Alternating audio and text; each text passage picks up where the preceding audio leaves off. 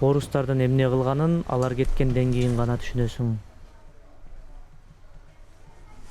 Бул жерде ырайымсыз кыйноолор болгону айтылууда.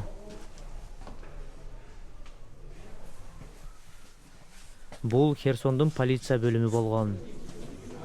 Расмийлер орустар шаарды ээлеген соң ал кыйноо камерасына айланганын айтат.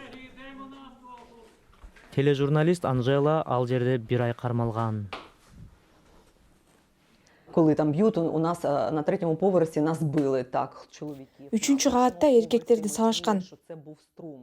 1-чи кабатта ток менен кыйноолор болуп атканы угулуп турду. Адамды электр тогу менен кыйнаганда башкача үндөр угулат экен.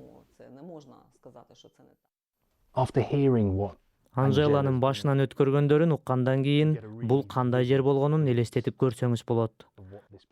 Абада күйүктүн жыты дагы эле турат, бирок толук жымжырттык орногон. Ал эми бул бөлмөлөрдүн ар биринин өз тарыхы бар. Анын баары убакыттын өтүшү менен ачыкка чыгат. Анжела 6-чы камерада башка 4 аял менен бирге болгон. Бирок ал жерде анын жолдошу да отурганын ал билген эмес. Приходили люди, які Кээ бир адамдарды ток менен кыйнашкан. Үрөйүң учат.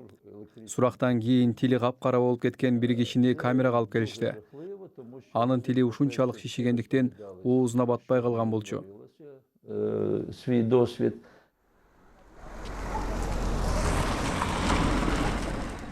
Херсондо күнүмдүк жашоо кайгылуу окуялар менен коштолууда. Бул жерде адамдардын жапырт көмүлгөн жайы табылган. Шаардын башка жеринде дагы 63 жарандын сөөгү табылды.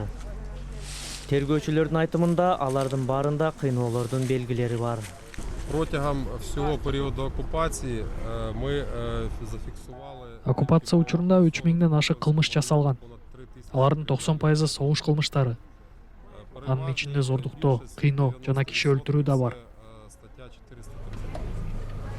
Далилдер көбөйгөн сайын Москванын карапайым калкты бутага алганын четке кагуусу да күчөп жатат. Бирок Россия чегинген соң артында бизге тааныш болгон издери калууда.